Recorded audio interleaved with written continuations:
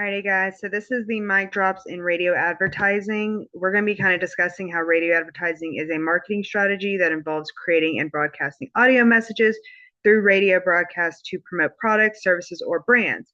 So the purpose is to reach those targeted audiences effectively and increase brand awareness and drive sales or engagement, i.e., Stillwater has their own radio station, Oklahoma City has KJ 103, and Tulsa also has a sister station. So the core advantages of radio advertising do include its wide reach, the cost effectiveness, and the ability to target those specific demographics, and the immediacy for message delivery and the flexibility to adapt campaigns quickly. Oh, wrong side. Additionally, those geographic locations do allow for targeting local audiences within the regional content. Recognizing these differences does help marketers create more effective, engaging radio ads for their specific audience or specific audience segments, but there are obviously still those nationally based channels. However, those targeting times still may vary. So you've got the morning drive time, which is going to be your 6 a.m. to 10 a.m. That's going to be your higher listener volume during those commute times known as the morning rush. Then you've also got that midday, which is that 10 a.m. to 3 p.m., where listeners are tuning in at work, at home, or while they're out running errands. You've also got that afternoon drive time, 3 p.m. to 7 p.m., very similar to the morning rush. Usually that afternoon rush capturing the commuters coming home. You've also got the evening, which is going to be your 7 p.m. to midnight, kind of more low traffic, but you're still going to have a few listeners, especially on Thursdays to Saturday nights, maybe if they're not listening to their own radio or their own Bluetooth. But you've also got the overnight, which is the midnight to 6 a.m. That's going to be your least popular, but most useful for niche audiences with lower advertising cost.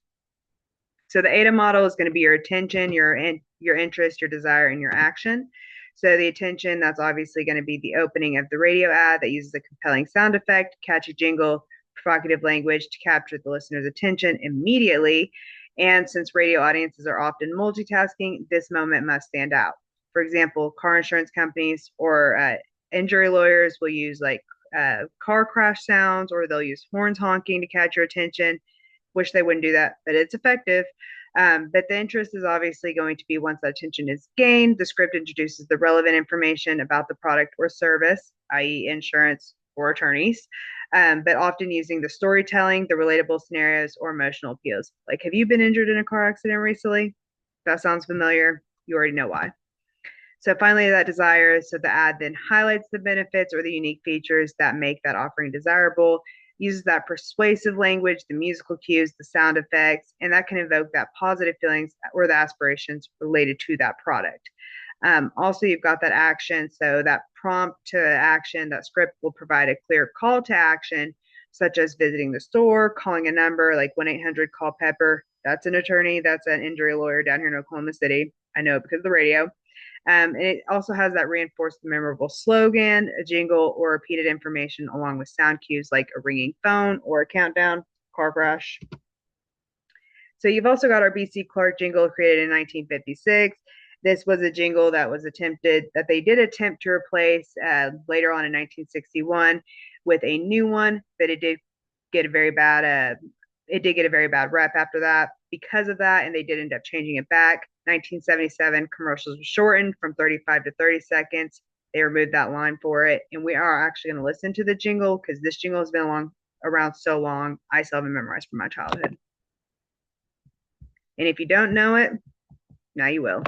Jewelry is a gift to give, cause it's a gift that lives and lives. So it's a gift you know can't fail from basic cotton. Anniversary sale. Sales are after Christmas, but Clark's is just before. Most everything is marked way down, savings you can't ignore. At Oklahoma's oldest jeweler, since 1892, the Christmas wish of BC Clark is to keep on pleasing you. So give a gift you know can't fail from BC Clark. Yeah, so very catchy jingle, been around for a very long time, very widely recognized, and it's remained a cultural icon for many, many, many years. It's even been in the national media, actually. So it's a very catchy, familiar tune, get your attention, the interest. It's very cultural and significant or very culturally significant jingle, regional connection, and again, reminds us that Christmas is right around the corner. So the desire is for the jingle to provoke or evoke feelings of warmth, nostalgia, and trust, and fosters that consumer desire to associate BC Clark with that beautiful holiday happiness. can't help but smile every time you hear the jingle. Finally, that repetition of the jingle on the radio stations, it does encourage listeners to visit the store while they're out, especially while they're out Christmas shopping. It's a good reminder, hey, while you're out, come get some jewelry, save some money, saving time. So we've also got the on-air endorsements. So those will usually be target-specific audiences. They'll boost brand recall, and it's very cost-effective. They also encourage immediate action, like, hey, use my name for the savings. You've got Ryan Seacrest, very known man. He's literally everywhere. Actor, game shows, TV shows. I know I've already said actor, but movies. He's been on the radio. He's a singer. He's been everywhere. But because of this, his trusted status and his energetic style, it does help sway listeners. You haven't heard a whole lot of negative things about Ryan Seacrest, hence why he's able to be everywhere. But he does occasionally do brand mentions, things like Coca-Cola or technology brands, but he'll also promote the show, the program itself, iHeartRadio, and this encourages listeners to tune in, follow on social media, participate in contests like free concerts, which can also be seen as those promotional endorsements. So as far as the ADA goes, Ryan Seacrest quickly captures listeners' attention while his familiar voice and energetic hosting style with his energetic voice and hosting style. But the interest of this, obviously, his endorsement sparks interest by associating the product with his credibility and popularity. Finally, get down to the desire and the action, which listeners develop a desire for the product influenced by his positive words, but also it's a call to action. Like, hey, I just did this, you should do it too. So you got the advantages, which it's obviously going to have a wide reach, high accessibility, reaching listeners in various settings such as cars, homes, workplaces. But also, this allows advertisers to connect with large and diverse audiences through their daily routines. Also, this broad accessibility makes radio an effective medium for delivering messages to people regardless of their location. As a result, radio provides an excellent opportunity for brands to increase visibility and engage with wide audience consistently.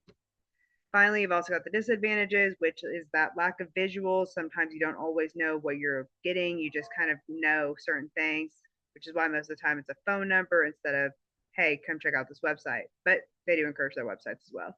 So you've also got the listener distraction, which can be reduced by ad impact and engagement. It's just whenever you're driving, and that's usually when people are listening to the radio. So that audience fragmentation also limits reach as stations target those specific demographics. But you've also got ad clutter within broadcasts, while people are driving, listening to music, and then you just hear a bunch of ads. Sometimes you tune them out. And so this may lead to listener fatigue while driving, especially. So the rise of podcasts is another thing. The way people consume audio is changing. So podcasts and streaming music have exploded in popularity. And this does give listeners that unprecedented control over their listening habits. And so this shift does present both a challenge, but also an opportunity for radio advertising. Stations need to adapt and find ways to connect with their audiences. But I will say on the flip side, podcasts themselves are becoming a powerful advertising channel, which does offer that targeted reach for highly engaged listeners. So finally, radio advertising does continue to be a relevant marketing strategy. It offers that wide reach, target audience engagement despite the evolving audio landscape. But by applying the ADA model, advertisers can definitely craft a compelling radio ads that capture their listeners' attention, but also creates that interest through relatable content, building a desire by highlighting product benefits and prompt action with clear calls to action, i.e., call this number. While challenges like audience fragmentation and the rise of podcasts do exist, adapting to these changes and leveraging, obviously the radio's unique strengths can lead to successful campaigns that will connect with audiences and still drive those results. Thank you.